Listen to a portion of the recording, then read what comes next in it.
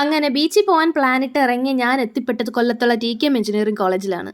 എൻ്റെ അനിയത്തിക്ക് ഒരു പ്രോജക്റ്റ് പ്രസന്റേഷൻ ഉണ്ടായിരുന്നു. അങ്ങനെ അവളുടെ കൂടെ വന്നതാണ്. കട്ട പോസ്റ്റായി പുറത്ത് നിന്ന്. അങ്ങനെ അതിലെ കൂടെ തേരാപ്പാര നടന്നപ്പോഴത്തേക്കും നല്ല വെട്ടമാഹെങ്കിൽ പിന്നെ സൺകിസ്റ്റ് വീഡിയോയും കൂടെ എടുക്കാമെന്ന് വെച്ചിട്ട് എടുത്തു.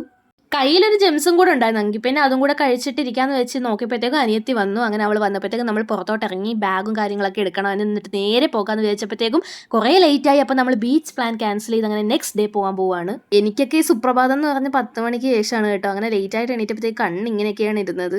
എത്രയൊക്കെ ലേറ്റ് ആയാലും ബ്രേക്ക്ഫാസ്റ്റ് കഴിക്കാതെ എങ്ങനെ പോകുന്നത്. അങ്ങനെ അമ്മയെ കൊണ്ട് ചപ്പാത്തി ഉണ്ടാക്കി നോക്കിയപ്പോൾ കറിയില്ല. എങ്കിൽ പിന്നെ മയോണൈസും കുർക്കുറയും കൂട്ടി തിന്നാം. എന്താ ഇങ്ങനെ തിന്നൂടെ? ഞാൻ തിന്നു കേട്ടോ. ഇങ്ങനെ തിന്നുന്ന ആരെങ്കിലും ഉണ്ടോ? ഇപ്പോഴത്തേക്ക് ചൂട് എന്താ ചൂട്. ചപ്പാത്തി വെച്ച് വീശാം അതുപോലെ കട്ടിക്കിരിക്കുക കേട്ടോ. പിന്നെ തിന്നല്ലേ പറ്റൂ, വേറെ ഒന്നുമില്ല. വഴിയിൽ തലകറങ്ങി വീഴണ്ടല്ലോ. അങ്ങനെ ഞാൻ കുറച്ച് മയോണൈസൊക്കെ അതിനകത്ത് തേച്ചിട്ട് കുർക്കുറയൊക്കെ വെച്ച് ഇങ്ങനെ സ്റ്റഫ് ചെയ്ത് റോൾ ചെയ്താണ് കഴിക്കുന്നത്. പിന്നെ ഞാൻ ഭംഗിക്ക് പറയല്ലേ കേട്ടോ, നല്ല അടിപൊളി കോമ്പിനേഷനാണ്. ആ മയോണൈസ്, ഹെൽമാൻസിൻ്റെ മയോണൈസ് ഉണ്ടല്ലോ, അതുണ്ടെങ്കിൽ നമുക്ക് എന്തും കഴിക്കാം.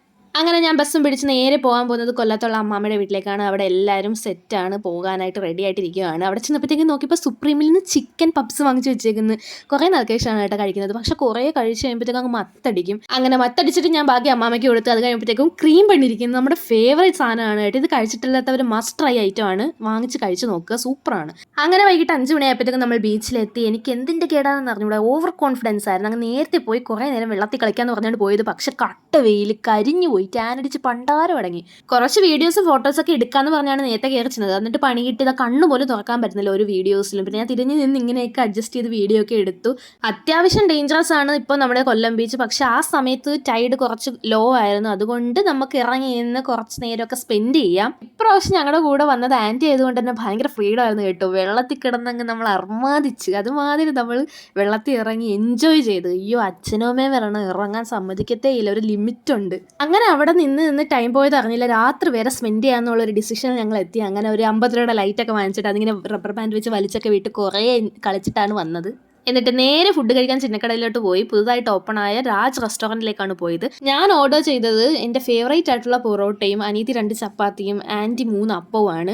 പിന്നെ ഒരു ചിക്കൻ കറി ഞങ്ങൾ പറഞ്ഞോളൂ, അത് തന്നെ ധാരാളമായിരുന്നു. പിന്നെ അനിയന് വേണ്ടിയിട്ട് അവൻ്റെ ഫേവറേറ്റ് ആയിട്ടുള്ള ചിക്കൻ നൂഡിൽസും പറഞ്ഞു. നല്ല സൂപ്പറായിരുന്നു കേട്ടോ. വേറെ കടകളിൽ നിന്നൊക്കെ ട്രൈ ചെയ്ത് വെച്ചിട്ട് നോക്കുമ്പോൾ ഇതെനിക്ക് നല്ല ടേസ്റ്റി ആയിട്ട് തോന്നി. ഈ അഫോർഡബിൾ ആയ ചിക്കൻ നൂഡിൽസിൻ്റെ പ്രൈസ് എന്ന് പറയുന്നത് 160 റുപ്പീസാണ് കേട്ടോ. ഓവർ ക്വാണ്ടിറ്റി ഒന്നുമില്ല, നമുക്ക് ഒരാൾക്ക് കഴിച്ചു തീർക്കാൻ പറ്റും അവിടെ ഇരുന്ന്. അങ്ങനെ ഫുഡ് റെഡി ആയി കഴിഞ്ഞപ്പോഴത്തേക്കും ഒരു ലൈം ജ്യൂസും കൂടെ കുടിക്കാൻ തോന്നി, അതും ഓർഡർ ചെയ്തു. വന്നപ്പോഴത്തേക്കും നല്ല ക്വാണ്ടിറ്റി ഉണ്ട് കേട്ടോ. ലൈമിനൊക്കെ 30 റുപ്പീസാണ് ഈ ലൈമിന്. കസ്കസൊക്കെ ഇട്ട് നല്ല റിഫ്രഷിംഗ് ആയിട്ടുള്ള ഒരു ഐറ്റം. പിന്നെ എല്ലാ ഗ്യാങ്ങിലും കാണും, എല്ലാവരും കഴിച്ചു കഴിഞ്ഞാലും പിന്നെയും കഴിച്ചുകൊണ്ടിരിക്കുന്ന ഒരു സ്ലോ ഈറ്റർ. അതെൻ്റെ അനിയത്തിയാണ് കേട്ടോ. അവൾ ഭയങ്കര സ്ലോ ആണ്. അങ്ങനെ അവൾക്ക് വേണ്ടി വെയിറ്റ് ചെയ്തുകൊണ്ടിരിക്കുകയാണ് നമ്മൾ.